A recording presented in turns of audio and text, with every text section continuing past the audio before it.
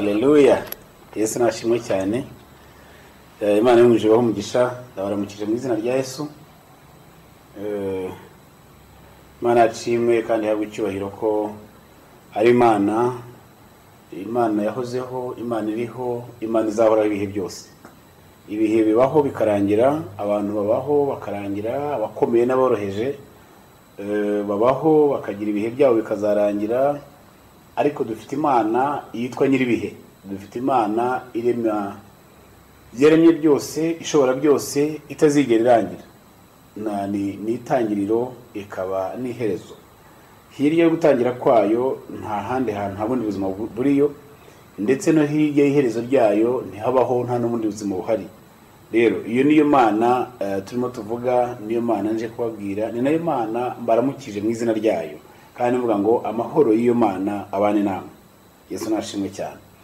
Igihe cyabayeho mu mateka y'ibihugu bitandukanye, hari ibintu bigeze kubaho bakajya babyita Imana, abandi bakabyizera, abandi bakabyemera, bakabifata nk'Imana, bakabisenga, bakabiha amaturo, bakabiha ibitambo, bakabiha, ariko ibyo byose ntabwo babishakiragamo imbaraga bidafite.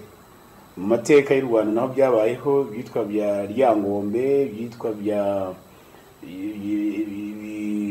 Nyabingi.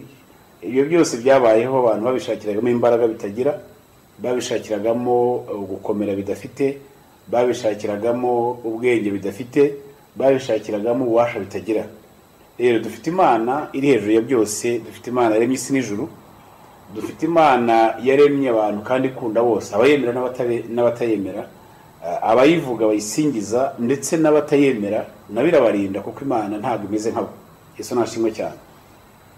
Tugiye kuganira ijambo ry'Imana, tureba inkuru z'umugabo witwa Ahabu, umwami wa Isirayeli, n'umugore we Yezebeli. Igihe babayeho, umwami yimye ingoma, ukuntu yashenye ibicaniro, ukuntu y'Imana Isirayeli, ukuntu yahinduye idini ry'igihugu akazana irindi, n'ibyamubayeho. Hanyuma turebe no gukomera kw'Imana. Yesu nashimwe cyane. Reka dusome rero Bibiliya, igitabo cy'Abami ba mbere, igice cyaho cya 17, ariho dutangirira. Ko inyigisho ni ndende, tuzayigamo ibyiciro bigera muri 4. Uyu munsi rero tugiye kuvuga ku igice cyaho cya mbere kibanza, cyangwa se ubwo ni ukuvuga ngo tuzigamo inyigisho enye kuri iki gice. Uyu munsi reka dutangirire kuri ahangaha ku gice cyaho cya 17 n'umurongo wa mbere. Biravuga ngo Eliya ateza amapfa yihisha ku kagezi kitwa Kereti.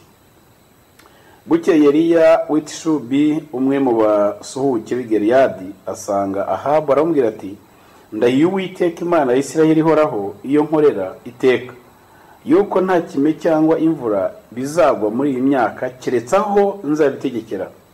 Hanyuma ijambo ry'Uwiteka rimugeraho riti, va hano ugende werekere iburasirazuba, wihishe iruhande rw'akagezi kitwa Kereti, ahateganye na Yorodani. Uzajya unywa amazi yako, kandi ntegetse ibikona kujya bikugemurirayo. Nuko aragendagenza uko Uwiteka yavuze, ajya kuri ako kagezi i Kereti ahateganye na Yorodani, agumayo. Ibikona bikajya bimuzanira umutsima n'inyama uko bukeye uko bwije, kandi akajya anywa amazi y'ako kagezi.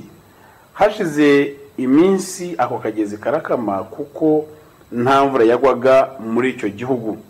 Bukeye ijambo ry'Uwiteka rimugeraho riti, haguruka ujye i Sarefati, aho i Sidoni aba ariho uba, hariyo umugore w'umupfakazi, niwe ntegetse kugutunga. Amina.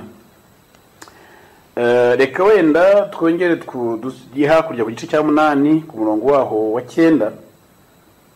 Ejya duhere ku murongo wa 8. Biravuga ngo aramusubiza ati, nigiye, genda ubwire shobuja uti Eliya ari hano. Obadiya aramusubiza ati, nagucumuyeho iki gituma ungabiza Ahabu ngo anyice?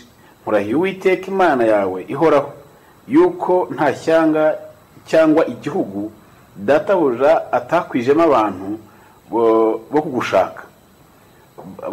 Bahakaniye imbere ye, bahakaniye ko utariyo, arahiza abo bantu cyangwa amahanga ko bakubuze koko. None ngo ningende mbwire databuja ko Eliya ari hano. Yesu nashimwe cyane. Reka tuganire kuri iri jambo. Tubonye inkuru z'umugabo witwa Ahabu n'umwami wo muri Isirayeli. Yayoboraga Isirayeli y'amajyaruguru mu umurwa mukuru waho ari Samaria. Niho yakoreye umurimo we, niho yatwaye ubutumwa Imana yaramuhaye. Uyu mugabo witwa Ahabu yayoboye igihugu cya Isirayeli umwami, aza gushaka umugore witwa Yezebeli. Yamukuye, yari umunyamahangakazi, ni umusidonikazi. Amukura mu gihugu ikindi cyari gifite imyemerere yacyo, cyari gifite imyizerere yacyo itandukanye n'iya Isirayeli. Isirayeli ni ubwoko bw'Imana, ni igihugu cy'Imana, n'abantu b'Imana. Wambaza ngo ese abandi bantu bose abantu b'Imana, kuki Isirayeli uvuga ko ari abantu b'Imana hanyuma abandi bose abantu b'Imana? N'abandi n'abantu b'Imana, ariko hari itandukaniro riri hagati y'abantu bitwa Abisirayeli n'abantu bitwa ayandi moko atandukanye atari Abisirayeli. Abisirayeli bakomoka kuri inde? Abisirayeli bakomoka kuri Aburahamu. Aburahamu yabyaye umuhungu witwa Isaka, Isaka abyara Yakobo, Yakobo ari we waje kuba Isirayeli. Nuvuga ngo iyo tuvuze Abisirayeli na Isaka ubwe ubyara Yakobo ntago ari umwisirayeli, na Aburahamu sekuru wabo ntago yaba ngo umwisirayeli. Abisirayeli n'abana bakomotse kuri Yakobo.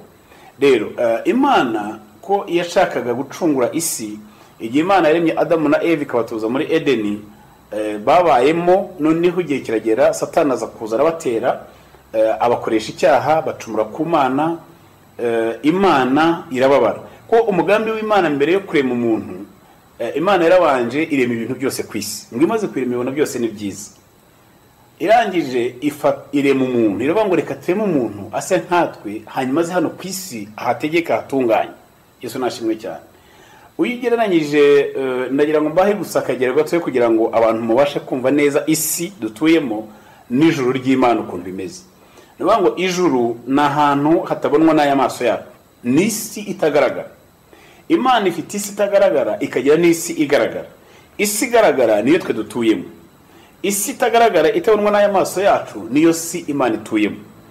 Noneho Imana yaremye isi igaragara, iyishyira hano, ishyiramo n'ibintu byose bigaragara, inyamaswa izo mu rugo n'izo mu ishyamba, ibimera, inyanja, imisozi, ibintu byose ibishyiramo bifite ubwiza butandukanye, byose bishyiramo. Rero ngo imaze kubirema ngisanga byose ni byiza.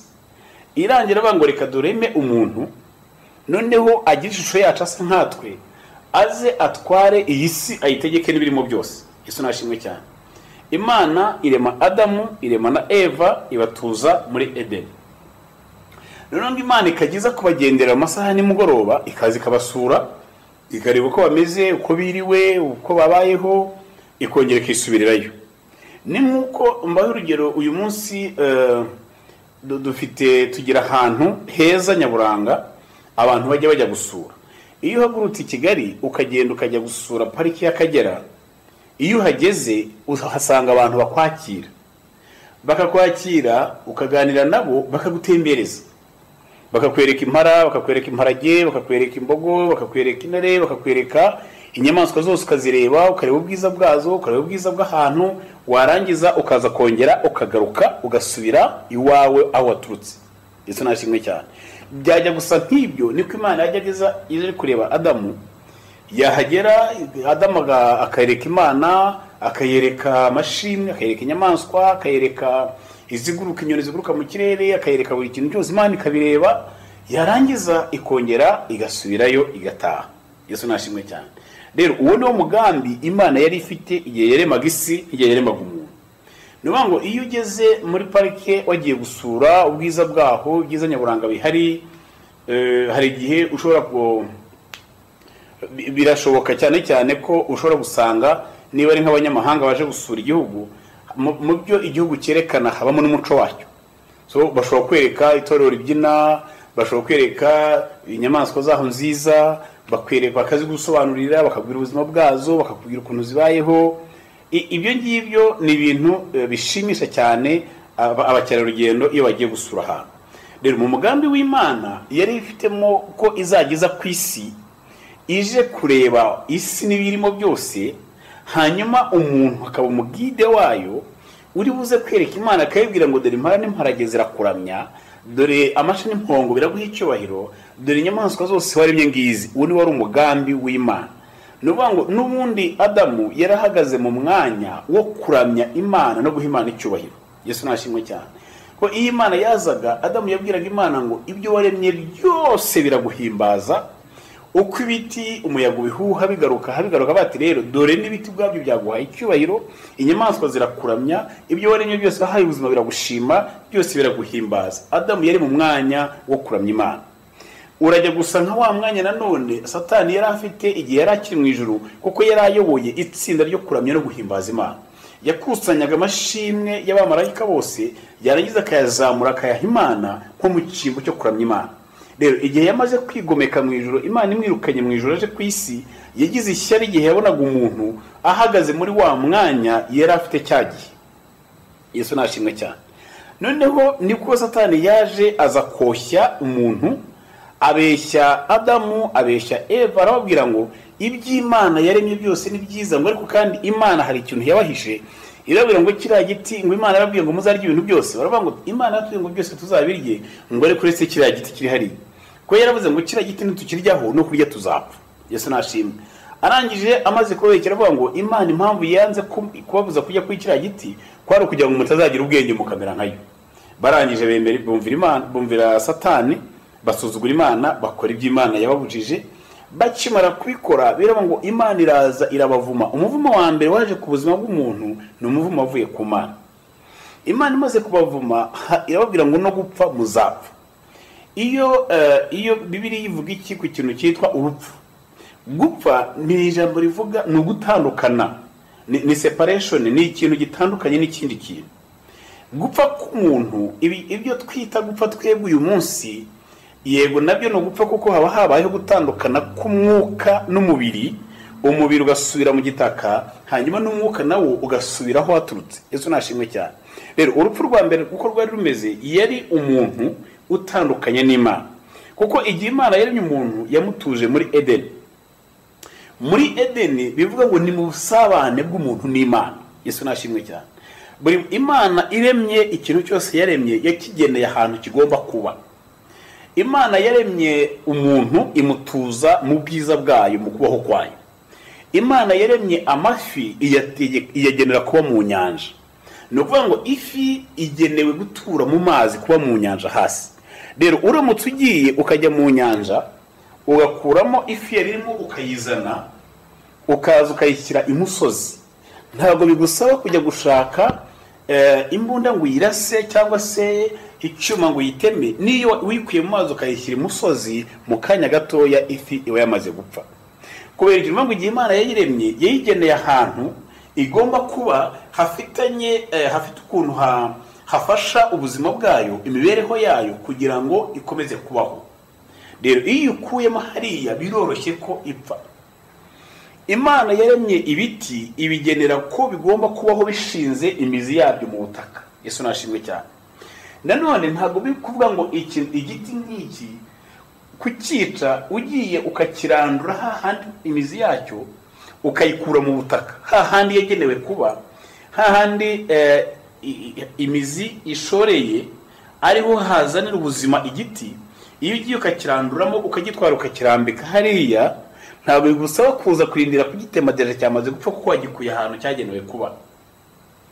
Yesu nashimwe cyane. Rero nuko ngo gupfa k'umuntu rero byari ibintu byoroshye cyane. Igihe Satani yaje akabeshya umuntu agakora icyaha, yarangiza agatandukana n'Imana. Imana ikimara kwirukana umuntu muri Edeni, bivuze ngo kwirukana umuntu mu busabane bwayo, umuntu yari yamaze gupfa n'ubundi. Niyo mpamvu Imana yavuze ngo no gupfa uzapfa. Yesu nashimwe cyane. Wibuka ko Imana yarabwiye ngo ntimuzarye kuri igiti kuko nimukirya no gupfa muzapfa. Rero ngo Imana yaremye umuntu, imbere yuko Imana irema umuntu yabanje kurema urupfu. Rero ngo urupfu rwari ruhari, ariko ntabwo rwari rufite ububasha ku muntu. Imbaraga z'urupfu zari ziri mu muntu nanone. Nuvuga ngo umuntu yari afite ububasha buha urupfu imbaraga rukamwica, cyangwa se yari afite n'ububasha bugumana za mbaraga ntabihe urupfu ntimugireho ububasha. Niyo mpamvu igihe cyose igihe umuntu yakoze icyaha, yiyambuye za mbaraga yari afite arazitwara azitransferinga mu rupfu. Urupfu rugira ububasha ku muntu ruramuhindukirana ruramwica. Imana imaze kubona ibibaye irabanguke. Satani azi yuko yishe umugambi wanjye. Satani azi yuko yarogoye ibyo natekereje umushinga wanjye yawishe byarangiye. Ariko mfite indi plan. Ndagira mbwire ngo Imana yari ifite umugambi muri yo wo kuvuga ngo uyu muntu Satani yanteranyije nawe, uyu muntu Satani yambuye ubuzima, uyu muntu Satani yakuye mu busabane bwanjye nawe, ndakora undi mugambi wo kuzongera gusubiza umuntu mu busabane bwanjye, nongere mugarure bireba ngo yadukurije neza yaratwigereza. Imana yari ifite umugambi wo kuzongera kuducungura. Noneho niyo mpamvu yabwiye Satani ngo uzakomoka kuri uyu mugore, imbuto izaba muri uyu mugore izakumena umutwe. Nuvuga ngo wowe waje, Satani yaraje yitiza umubiri w'inzoka ko kuva mu isi itagaragara winjira mu isi igaragara hari kondisiyo zihari. Imana ntishobora kuva mu isi itagaragara ngo yinjire mu isi bigaragara kandi ze itagaragara. Amategeko agenga zino si zombi uko ebyiri, hari isi igaragara ariyo dutuyemo, hari n'isi bitagaragara ari Imana ituyemo, ariyo abamarayika b'Imana babamo, ariyo si nanone abadayimoni na Satani babayo. Nuvuga ngo nabo baba mu isi itagaragara. Rero itegeko rigenga izi ku mipaka y'izi si zombi, ntushobora kuva mu isi y'ibigaragara ngo winjire mu isi y'ibitagaragara ujyana umubiri wari wambaye mu isi y'ibigaragara. Nanone ntushobora kuva mu isi y'ibitagaragara wambaye ishusho itagaragara ngo winjire mu isi y'ibigaragara. Aho bantu muri muramumva, ntushobora kuva mu isi y'ibigaragara uko wakabaye n'umubiri wawe n'amaboko kugaragara winjire muri yasi y'ibitagaragara. Ntago byemewe. Amategeko agenga imipaka y'ibihugu byombi ntago ibyemera. Nanone ntushobora kuva mu isi y'ibitagaragara uze winjire mu isi y'ibigaragara uri mu ishusho itagaragara. Nabyo ntago byemewe.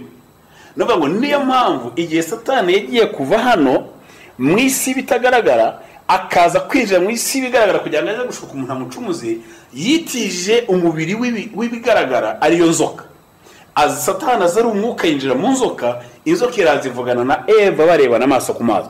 Iyo iza kuza mu ishusho y'ibitagaragara ntabwo iba yarabonye uburenganzira buganira na Eva. Yesu nashimwe cyane. Niyo mpamvu none Imana yavuze ngo nanjye uko witije umubiri wa Eva ukaza hanga ukanoho naremye umuntu nkamushyira ukaza kumukura mu mugambi wanjye, igihe nikigera nanjye nzitiza umubiri w'imbuto izakomoka muri uyu mugore, hanyuma ningera hano ku isi nzakumena umutwe. Yesu nashimwe cyane. Nuvuga ngo ibyo bintu Satani yari abizi, yari azi ko igihe kizagera Imana ikaza ikitiza umubiri. Haleluya. Yarangiza ikaza hano ku isi bigaragara, ikaza kongera gusubiza umuntu muri bwa busabane yakoranye imbere n'Imana. Yesu nashimwe cyane. Uwo ni wo mugambi twita umugambi wo gucungura umuntu. Imana yari ifite umugambi wo gucungura umuntu kugira ngo yongere musubize muri Eden. Rero uko n'Imana rero yabikoze ni gute? Imana yaraje bigiye bamaze gutandukana, abantu bamaze kuva mu bwiza bw'Imana bavuye muri Eden, Imana yabirukanye baragenda barakomeza babaho kuko yarababwiye ngo no gupfa muzapfa. Deje bari bamaze gupfa ko bamaze gutandukana n'Imana, ariko barakomeje ubuzima bwabo barakomeza babaho baragwira. Ndetse bigeze mu itangira igice cya 6 Imana ngo nicuje cyatumye ndema umuntu kuko abantu bakomeje kugenda bagwira, ni nako bakomeje kugenda bagwiza ibyaha. Igihe kiragera muzuko n'umwuzure igihe cya Nowa wabayeho, abantu barapfa, harokoka Nowa nabo mu muryango we, barangiye nabo bakomeje kongera ko Satani n'ubundi yasi ibitagaragara ariyo si ya Satani n'abadayimoni batuyemo n'ubundi gihari tigeze ipfa. Barongera abadayimoni bavuye kandi barongera bagaruka mu isi bigaragara, basubira mu bana bakomotse kuri Nowa, barongera nabo bateza gusuzugura Imana. Ndetse uwitwa Nimurode we yaranakomeye cyane, bageze n'igihe ibyegera bye bimuzamura bamugira nk'ikigirwamana, bamuhuza n'imyuka ikorera mu kwezi n'imyuka ikorera mu zuba, baramukomeza bamugira nk'ikigirwamana ngo bamusenge. Turumva ngo ibyo byose byagendaga icyo Satani yabaga agambiriye ni ukurakaza umutima w'Imana. None Imana iravuga ngo ndashaka kuza hano mu isi, mfate umuntu umwe, mufate mukure hano muri isi wabo, mwimure mutuza ahantu ari umuntu umwe, ngewe nzabane nawe, nzagendane nawe, muri we nzakomoremo ubwoko, hanyuma mu rukiryi rw'uyu muntu nakuye aha ngaha ariho hazavuka undi muntu nanone ngewe nk'Imana nzaza nkitiza umubiri we, narangiza nkakoresha uyu muntu nkazongera nkasubiza umuntu mu mugambi we, maze kwamura Satani ububasha yari amufiteho bwose. Yesu nashimwe cyane. Uwo ni wo mugambi wo gucungura umuntu, nuko nguko waje. Nibwo Imana yaje ijya kwa Tera, wiko Tera yari mu ngabo zo kwa Nimurode. Noneho Imana iraza igiwe mu rugo ikuramo umwana witwa Aburahamu. Aburahamu Imana irazamubwira ngo nzabana nawe, nzakugira ubwoko bukomeye, imuka uve muri Uri y'Abakaludaya mu gihugu cy'iwanyu, uze tugendane nkwereka ahantu uzatura. Imana iramutwara ibana nawe, imuha isezerano. Satani agerageza kumuhiga no kumurwanya, ariko ntibyamukundira kuko Imana yari yamuhamagaye. Yesu nashimwe cyane. Noneho Imana ikomeza kubana na Aburahamu. Igihe kiragera Aburahamu arabyara, abyara umwana w'umuhungu witwa Isaka. Isaka amaze kuvuka, nawe arakura ashaka umugore witwa Rebeka, babyarana nabo undi abana babiri, uwitwa Esawu n'uwitwa Yakobo. Ariko Imana ikayaba bivuze bano bana bataravuka, ivuga yuko isezerano ryayo izarikomezanya n'umutoya, itazarikomezanya n'umukuru. Umutoya rero yari Yakobo, ari Imana yakomeje kugendana nawe. Yakobo igihe kigeze ashaka umugore, aragenda ajya kwa Labani kwa nyirarume gushakayo. Agezeyo akunda umukobwa witwaga Rasheli. Noneho amukorera imyaka 7. Imyaka 7 ishize mu gihe cyo kugira ngo bamushyingire, baragenda bazana mukuru witwaga Leya bari bamushyingira. Arongera none akora indi myaka 7 bamushyingira na wundi yashakaga. Noneho ko umuco wabo ko wari umeze, nuvuga ngo niba baguhaye umukobwa bagushyingiye, baguhaga n'undi mukobwa wazaga nk'umukozi we, ariko nanone kubyarana nawe byabaga byemewe mu bijyanye n'amategeko. Nuvuga ngo ntabwo byabaga yaba bafite uburenganzira nk'umugore akakubwira ngo muhaye umukobwa twabanaga wo mukozi wanjye wanyitagaho, ndamuguhaye kugira ngo umubyareho dukomeze twororoke. Nuvuga ngo mu mategeko, mu muco byari byemewe icyo gihe kubikora, nta cyaha cyabaga kirimo. Yesu nashimwe cyane. Noneho Yakobo nuko yashatse abagore 2, ashaka n'inshoreke 2, nuvuga ngo bose babaye abagore 4. Kuri abo bagore 4 rero yababyayeho abana 13, abahungu 12 n'umukobwa 1. Aba bana b'uyu mugabo rero, uyu niwe waje muri cyagiye yari yarasukiye aho yabaga kwa Labani kwa nyirarume. Igihe cyarageze gusubira iwabo i Kanani. Ari mu nzira arimo agenda, ageze ahantu ku kabaya kugashanga aho bita ngo ni Yaboke, arimo yambuka. Ariko akaba yavuye iwawe yarafitanye ikibazo na mukuru we, murabizi ko yavuye n'ubundi amuhunga yendaga kumwica. Aravuga ati ntago bishoboka ko ndi busubira iwacu, mukuru wanjye uri yaranyica. Ariko Imana, hari Imana yamaye isezerano, hari Imana yavuganye nanjye, irambwira ngo ntabwo izansiga idasohoje ibyisezeranyije.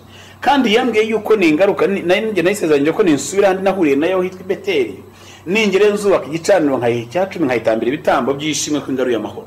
Yesu nashimwe cyane. Ageze kuri ugashanga biraba ngo yambutsa abagore, yambutsa abana, yambutsa n'inshwerekeze n'amatungo yose, bimaze kugera hakurya we agaruka hakuno. Ahageze araterura azamura isengesho avuga ngo mwami, ngo nibutse yuko ngo igihe nambutse kino gishanga ngenda, ngo nahambukanye inkoni gusa, ngo none mpagarutse nikwije, mfite amashyo, mfite abana, mfite n'imikumbi. Muri icyo gihe yaraho ngo haza marayika w'Uwiteka Imana, barararana bageza mu gitondo.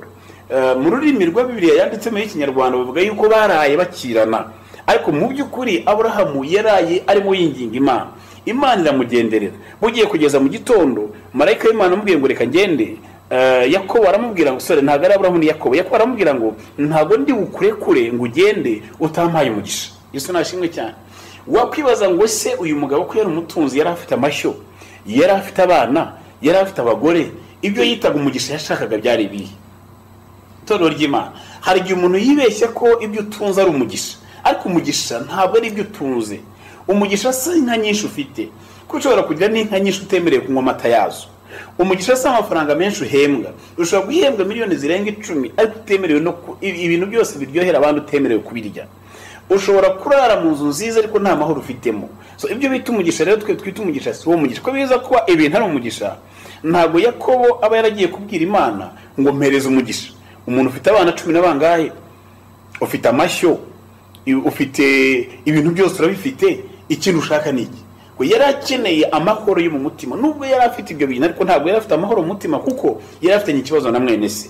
Abwira marayika ngo ntabwo ndi bwemere ko kumureka utampaye umugisha. Marayika w'Imana aramaza ngo harya witwa ndi? Arambwira ngo nitwa Yakobo. Yakobo muri ganyo ndati noneho uhereye nonaha ntabwo cyitwa Yakobo ngo ahubwo wiswe Isirayeli. Yesu nashimwe. Aho ngaho niho hakomota iryo zina ryo twumva bavuga ngo n'Abisirayeli. Abisirayeli rero uyu munsi ni bande? Hari abantu benshi njya numva bavuga, muravuga ngo wimbwira ngo Imana y'Abisirayeli, ngo wimbwira ngo Imana, ngo ngewe nzi Imana y'u Rwanda, nemera Imana y'Abanyarwanda, se nemera Imana y'Abisirayeli. Ahubwo ikibazo ufite su kumenya Imana y'Abisirayeli y'Abanyarwanda, ahubwo icyo ukeneye no kumenya Imana. Ko Imana ya Isirayeli niyo Mana y'Abanyarwanda, ni Imana y'abayemera, ni Imana y'abayubaha, ni Imana y'abayikorera, ni Imana y'abayizera. Ntabwo ari ukuvuga ngo ni igihugu, si Imana y'igihugu. Haleluya. Ko si Imana y'igihugu, ni Imana ya buri muntu wese uyemera kandi uyubaha. Yesu nashimwe cyane. Rero nuvuga ngo mu isezerano mu gihe cya abatari biravuga ngo abari abanyamahanga kubw'amasezerano, abatarigeze kumenya Imana, abo ngabo abari kure y'Imana, nuvuga ngo twigijwe hafi y'intebe y'Imana mu isezerano twaherewe muri Yesu Kristo. Nuvuga ngo kuri uyu munsi abemera Kristo bose biravuga ngo yabahaye ububasha bwo kuba abana b'Imana. Rero ntabwo ari Imana y'agace, si Imana y'abantu runaka, ahubwo natwe kubw'isezerano Imana yagiranye na Aburahamu, kubw'isezerano twagiriwe ku maraso Yesu Kristo, natwe uyu munsi turi abana b'Imana, turi Abisirayeli mu isi yo kwizera ndetse mu izina ry'abacunguwe. Yesu nashimwe cyane. Kuba ndi umunyarwanda uyu munsi mfite uburenganzira ku Mana Data kubera ko nemera Yesu Kristo, ko yaravuze ngo niwe nzira n'ukuri n'ubugingo. Uyu munsi nanjye ndi Umwisirayeli, uyu munsi nivuga ngo ndi Umwisirayeli n'uvuga ngo uri umunyarwanda, no, ndi umunyarwanda ndabyemera, ariko kubw'isezerano riri mu maraso Yesu Kristo mfite uburenganzira nk'ubwo umuyahudi afite kuri Yesu Kristo. Ndetse hariho n'abatanamwemera, jewe ndamwemera. Hariho n'abatamwizera, hari n'abavuga yuko ngo Mansiya atari yaza, jewe rero ndamwemera. Iyo rero abantu bavuga ngo hari Imana y'Abanyarwanda, hari Imana y'Abisirayeli, nabo nuko utayimenya. Ndagira ngo babwire ngo ubwoko bw'Imana n'Abanyarwanda bamwe nabo bari bazi Imana, bari bazi Imana kandi bakundaga Imana, bavugaga Imana, ariko ikibazo cyari gihari cyari kimwe, bwari uburyo kibashobora kugera kuri ya Mana. Ntabwo ndagira ngo mbafashe mwumve neza bino bintu. Ntabwo Ryangombe ry'Ababinga ba Nyundo yigeze aba Imana mu Rwanda na rimwe. Ntabwo yigeze aba Imana, nta nubwo yaba Imana, ntibyashoboka. Yesu nashimwe cyane. Ryangombe yari umuntu, ni umucwezi waje avuye hano hakurya i Buganda. Uko yaje kubera ko uko bamubonaga yari umuhigi, yari afite imbwa nyinshi ngo yari ashoboye guhiga, yari afite nyina witwaga Nyiraryangombe. Uko yagendaga higa, noneho abantu babonaga afite imbaraga, agakora ibintu bisa nk'ibimaji. Noneho apfuye, bamwe we ajya no gupfa yarabwiye ngo bajye bamwibuka, bajye bamuterekera, kuko kumuterekera kwari ukumwibuka. Abantu bamwe rero babyibeshyaho bavuga yuko ngo ashobora kujya kubavuganira ku Mana. Nta muntu n'umwe mu Rwanda mu bantu babayeho kera igihe, kuko Ryangombe yasanze u Rwanda ruhari, ntabwo yaremye u Rwanda. Abayobye rero nabagiye kumwita Imana kandi higeze aba Imana. We bamwe bavuga ko ngo ashobora kubahuza n'Imana, ko mu myemerere y'Abanyarwanda bo bemeraga ko iyo umuntu apfuye, niyo mpamvu Abanyarwanda bemera ko umuntu agizwe n'ibintu bibi. Bemera ko umuntu agizwe n'ishusho umubiri ugaragara, nanone akagirwa n'ikindi gice cyo bo bagiranya ku gicucu. Twe tuvuga umuntu n'umwuka, bo rero bagiranyaga n'igicucu. Kiriya gicucu bakavuga ko nacyo ari sinye y'umuntu, nuvuga ngo ni umuntu ariko utagaragara. Iyo umuntu apfuye rero uyu mubiri urapfa, ariko uriye ntagapfa. Ariwe bavuga ngo yimutse, ngo yasanze Imana. Iyo umuntu yapfaga ari inyangamugayo, ari imfura, ari umuntu utari igisambo, ari umuntu mwiza, bavugaga yuko yasanze Imana. Naho wa wundi wapfuye ari ruharwa, ari umujura, ari ibandi, ari umwesikoro, bavugaga yuko yasanze Sekibi, yagiye kwa Sekibi, kwa Shitani, kuko niwe yakoreraga. Nuvuga ngo aba Banyarwanda bemeraga Imana, ariko bari bafite ikibazo kimwe cyo kumenya ngo ni gute tuzagira uburenganzira ku Mana, ni gute tuzahura n'Imana, ni gute turibuze kuvugana n'Imana. Mu isezerano rya kera, mbere y'uko Umwuka Wera aza hano ku isi, na mbere y'uko Yesu Kristo aza hano ku isi, Imana yabanaga n'abantu biciye mu kanwa k'abahanuzi. Umwuka w'Imana akaza kumuhanuza agahanura, Umwuka w'Imana akaza ku muntu agakora ibitangaza, ariko Umwuka w'Imana akongera akagenda. Rero nuvuga ngo Abanyarwanda nabo haburaga gato gusa ko duhura n'isezerano rishya, hanyuma Umwuka w'Imana akaza, Yesu Kristo akaza ku isi, akaza akaduhuza n'Imana. Nicyo kintu cyonyine twari dukeneye, ko twari dukeneye umuntu duhuza n'Imana. Ariko Imana ye twari tubiza, Abanyarwanda kuva kera bari bazi ko ari Imana yaremye isi n'ijuru. Yesu nashimwe cyane. ko ikintu rero Yesu yadukoreye nuko yaje ijambo ry'Imana bavuga ngo ni ngenzira n'ukuri n'ubugingo ntawe uzajya kwa data nta mu nkuko twasomye muri Bibiliya twasanze ko no muri Isiraheli uyu mugore witwaga Yezebeli yaje kuzana ikirwamana cyitwaga Bayali akazana na Shera nacyo cyari ikirwamana cy'ikigore nkuko mu Rwanda haje ryangombe hakazana Nyabingi nabyo bikaza mu Rwanda ni nkuko nabo icyo gihe babizanyemo ariko ntabwo byigeze biba Imana. Noneho muri icyo gihe hari uyu mwami witwaga Ahabu yari ashatse umugore twa Yezebeli. Yezebeli avuye iwabo azana ibigirwamana by'iwabo. Noneho igihe yahuye na Eliya ijambo rya mbere Eliya yaramubwiye ngo Ahabu ngo ndakurahiye nta mvura izongera kugwa muri iki gihugu muri Isirayeli nta mvura izongera kugwa muri iki gihugu kugeza igihe yewe tuvugana nzabitegekera. Wakwibaza cyangwa se nanjye nkoze impamvu kuki Eliya ahuye na Ahabu ikintu cya mbere yamubwiye ko imvura itazagwa kuki atamubwiye ati wenda ibintu ubwami we burarangiye cyangwa se yagiye gutera indwara mu gihugu ugiye kumara abantu kugira ngo uzamenye ko Imana ari Imana kuki yakoresheje iri jambo rivuga ngo imvura. Yesu nashimwe cyane no ngo muri ibi bigirwamana iki ngiki cyitwaga Bali icyo Yezebeli yari yarazanye ikigirwamana abeshya Ahabu abeshya Isirayeli yose ko ariyo Mana itanga imvura ko Bali bayitaga baba ngo ni Imana y'imvura n'imihengeri. Iyi mihengeri yaje n'imyuzure yaje bakayiramya iratuza niba imvura yabuze bakayisenga bakayizanira amaturo imvura irazigwe. Noneho undi araza aramubwira ngo rero ndagira ngo nkubwire yuko nta mvura izongera kugwa kugeza igihe ngewe nzabitegekera. Ahaba byumvisha araseka aravuga ngo ntibishoboka kuko imvura izanwa na Bayali ntabwo izanwa nawe. Uhari hasigaye rero kumenya ngo ese iyi mvura izagwa cyangwa imvura ntabwo izagwa. Yesu nashimwe cyane. Hari hasigaye kumenya ngo Ahabu yarimo yibaza ngo uyu mugabo witwa Eliya ubundi yavuye. Icyo gihe Yezebeli kimara kugera muri Isirayeli yaraje bahindura imyemerere y'igihugu ko ni ibintu byoroshye cyane ko ibintu biturutse bukuru hejuru biroroshye ko bikwira mu gihugu hose, biroroshye ko bikwira ahantu hose kuko ijambo ryaturutse ku bayobozi, byaturutse ku mukuru w'igihugu, byaturutse ku mwami. Iyo arivuze kugira ngo abaturage bashyire mu bikorwa ni ukwihuta cyane. Noneho we agezeyo aravuga ngo Imana ibyo Isirayeli mwavugaga ngo mwebwe musenga Imana itagaragara, Imana mutabona n'aya maso, Imana utakoraho ngo yibone, rero twebwe iwacu dusenga Imana zigaragara. Urugero dore Imana yacu ngiyi ndayizanye mu gishura, dore ngiyi ahiri, noneho namwe nimuzane Imana yanyu tuyirebe.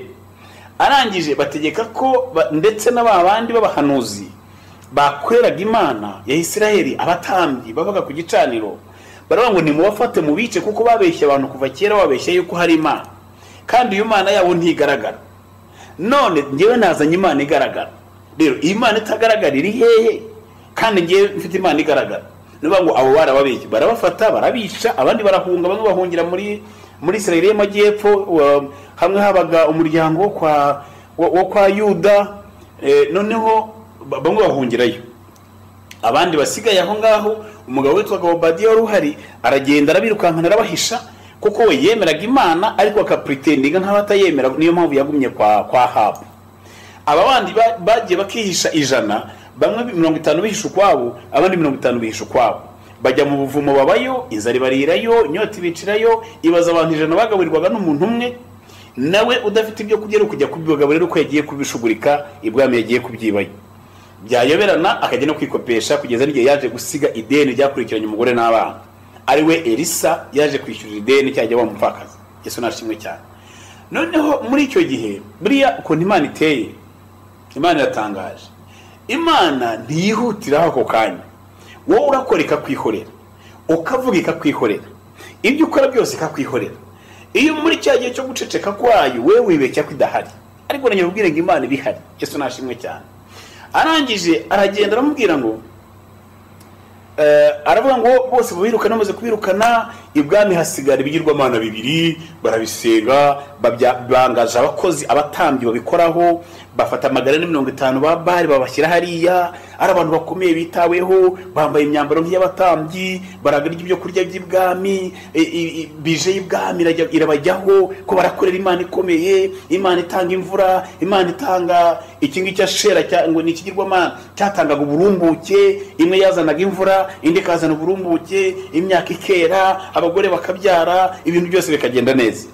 Iyi Ashera bayihaye abayikoraho 400, Bali bayihaye abayikoraho 450, bose babaye abantu 450. Baryaga amafaranga y'ibwami, bari batunzwe n'iby'ubwami bwa Isirayeli, barimo baramya bya bigirwamana. Dore rero ikintu cyaje kuboni, igihe cyarageze, Eliya araza abwira Ahabu, aramubwira ngo Ahabu, ngo ndavuze ngo yewe tuvugana hano, imvura ntizongera kugwa muri iki gihugu kugeza igihe yewe ubwanjye nzabitegekera. Ahabu araseka ati uyu mugabo woza n'imvura gute? Eliya Imana iramubwira ngo ako kanya bakimara kuvugana niba ngo uva hano genda ujye iburasirazuba bw'igihugu, hari akagezi gahari kitwa Kereti, n'ahantu hateganye na Yorodani, wicare uceceke, amazi yako uzayanywa, uzayakaraba, azagutunga. Noneho kubera kutazatungwa n'amazi yonyine, nategetse ibikona kuzajya bizana ibyo kurya mu gitondo, bikazana ibyo kurya nimugoroba bikakugaburira. Nuvuga ngo Eliya yari yitaye kumenya ibyo kurya biri buve, byaba byaravaga muri Isirayeli, byaba byavaga mu kindi gihugu icyo ari cyo cyose, ariko igikona cyarabizanaga. Yesu nta kimwe cyane. Noneho aravuga ngo we igire hariya ibintu byihorera. Noneho undeke jewe ndashaka kwirebanira na Ahabu, ndashaka kwirebanira n'izo mana yimitse. Eliya akimura kubivuga, Bibiliya iravuga ngo icyo gihe habayeho amezi 6 mbere, kuko imvura yamaze imyaka 3 n'igice itagwa. Noneho harongera habo n'indi myaka 3 nta mvura. Muri icyo gihe sase habaye iki muri Isirayeli? Abantu barashonje, inzara yarabishe, inyamaswa zirasonza, indogobe zirasonza, ingamiye zirasonza. Nuba ngo gusonza kw'indogobe kuko nazo zakoraga nka transport means kugiye cy'abasirikare no ku rugamba, byari binavuze ko igihugu cye kiramutse gitewe Isirayeli yose ko gishobora gutsindwa. Nuba ngo nta mbaraga cyari gifite, nta bukungu cyari gifite, ibintu byose ubukene bwari bwaje, umugabo arahangayika. Arangije Ahabu aratanga itegeko, aravuga ngo nimugende mu bihugu muri Isirayeli hose, nimuze mu bwa hano mu majyaruguru, mujye mu majyepfo, mujye mu bihugu duturanye, munshakira umugabo witwa Eliya, muzamunzanire mpure nawe ndamushaka. Uyu mugabo duteje bino byago byose, uyu mugabo uvuze ngo imvura ntizongera kugwa. Noneho nanjye ndibaza, ese ko Bayali na Ashera zari zihari kandi zari zishinzwe kuzana imvura n'uburumbuke, kubera iki zitari zabizanye? Yesu nashimwe cyane. Imana Isirayeli niyo mana bwoko bw'Imana. Ngwarangije niho handi twasomye aho Eliya imyaka 3 irangiye n'igice, wibuka imvura bantu mwibwe ko iyo tuvuze imvura ni ijambo rimwe, ariko imvura zirimo amoko agira amoko kugeza ungira ngo ayo nzi n'amoko ari muri 3. Imvura ya mbere hari imvura yo bita ngo niko conventional rainfall, ni imvura ikunda kugwa ahantu h'amashyamba n'inyanja, ko uburyo ibaho bituruka ku mashyamba, ku nyanja n'izuba. Noneho uko izuba riva, inyanja zigahumeka, babyita ko evaporatinga, ibiti nabyo bigahumeka, byagera hejuru bigakora ibicu bikazana imvura ikagwa. Iyo ni imvura y'ubwoko bwa mbere. Imvura y'ubwoko bwa kabiri ni imvura iyo bita relief rainfall, ni imvura ikunda kugwa ahantu h'imisozi, imiyagiza yagera ku misozi kazamuka hejuru, ibicu imvura reka nihute ko ntabwo ndimo kwigisha geography. Nanone imvura ya gatatu nitwa cyclonic rainfall, nayo izanwa n'imiyaga. Izo mvura zose uko ari 3 Eliya yarazihagaritse. Ndagira mbwira ngo mu mbaraga mu izina ry'Imana isumba byose yari myisi n'ijuru, dushobora guhagarika buri kintu cyose kiri kuri isi. Ko imbaraga z'Imana nizo mbaraga zitegeka isi, nizo mbaraga ziyoboye. Satani abyemera atabyemera uko yagenda kose, kuko hari imyaka 3 n'igice igaragara nkaho nta Mana ihari, nyamara Imana irahari. Ariko kuko yavuze igihe, Imana yubahiriza igihe yavuze. Yesu nashimwe cyane. Iyi Imana ishaka ibarabwiye rero ngo genda utegeke imvura, ariko ko yari yambwiye ngo uvuge imyaka 3 n'igice byagombaga kugera. Uyu munsi hari ibintu bitari byaba, kuko imyaka Imana yagennye, iminsi Imana yagennye ntabwo yari yuzura. Iriya minsi nimara kuzura Imana izigaragaza, kubera ko iriya Imana ivuze ngo Imana yabwiye Sawuli ko agiye kumwami wa Isirayeli. Sawuli yamaze imyaka 40, ariko yamaze imyaka 38 akora ubusa. imyaka 2 yonyine niyo myaka yakozemo ibintu bizima. Iyindi myaka 38 yicaga abantu abahoye ubusa, yafataga ingabo akazikubita ahantu ku rugamba zigashirirayo, aragenda ajya mu z'Imana yica abatambyi yica ibiki byose muri iyo myaka. Ariko koko Imana yari yaragera ngo imyaka 40 niyuzura kwa Eliya, iravuga ngo imyaka 3 n'igice nimara kuzura. Imyaka imaze kuzura, Imana ibirariye ngo genda subirayo ujye kwiyereka Ahabu kandi umbwire ko imvura igiye kugwa. Yesu nashimwe cyane. Yasubiye ari mu nzira, ahura na Obadiya aramubwira ngo genda ujye kumbwirira Ahabu umubwire ngo Eliya yabonetse. Niho ari twasomye ku gice cya ku murongo wa 9 n'uwa 10. Ahabu aramubwira ngo niki nacumuye kuri wowe. Ahabu yategetse abantu bo mu bihugu byose ko baguhiga, avuga yuko baraza barahira yuko bakubuze, none genda mujye imbere mubwira ngo wabonetse urugero ngo nyice. Unaramwe ngo nta kibazo byikorera nzabyikorera. Nanjye rero ngo ese Ahabu rahigira iki Eliya kutazamubona. Yesu nashimwe cyane ko Eliya yaje ku mugambi w'Imana. Eliya afite ukuntu yaje, Eliya afite ukuntu abayeho, Eliya afite uko Imana ivugana nawe. Ntushobora kumuhiga wa Ahabu uzamubone, ntabwo byashoboka, kubera ko ntuzi uko yaje, ntuzi n'icyo aje gukora, ntuzi n'igihe azagendera. Umunsi wahuye bahuje amaso, Ahabu amubwira ngo Eliya ni wowe n'akaga kose wateje Isirayeli. Unavuga ngo ntabwo ari wateje Isirayeli akaga, ngo ahubwo wowe n'inzu yawe ni mwebwe mwateje akaga muri Isirayeli, wowe n'inzu yawe. Nuvuga ngo ibyabaye mu gihugu yoboye ni wewe wabyiteye, inzara ateye mu gihugu yoboye ni wewe wayiteye, amapfa yateye mu gihugu yoboye ni wewe wayiteye. Ko wazanye bitari Imana ubyita Imana, urangije utegeka abantu bose ko babeha amaturo bakabiha ibyacumi bakabiramya. Ko Imana urayirukana, uzana bitari Imana ubyita Imana. Ntabwo ari Eliya wabiteye, ahubwo ni wewe wabyiteye. Ndagira ngo ngo nawe ibyo bibazo ufite ni wewe wabyiteye, ntabwo ari Imana yabiguteye. Kuko Imana ni Imana iguteye, kuvuga Imana ijya kuguteza ibibazo nabyo kuri wowe biba ari umugisha. Kuko biravuga ngo Imana igerageza ikubita inkoni abo yemera neza ko ari abana bayo. Yesu nashimwe ko n'abarokore n'itorero ry'Imana ibigeragezo biraza, n'abarokore ibigeragezo biraza, ariko ibigeragezo byacu bitandukanye n'inkoni Imana ikubita abapagani.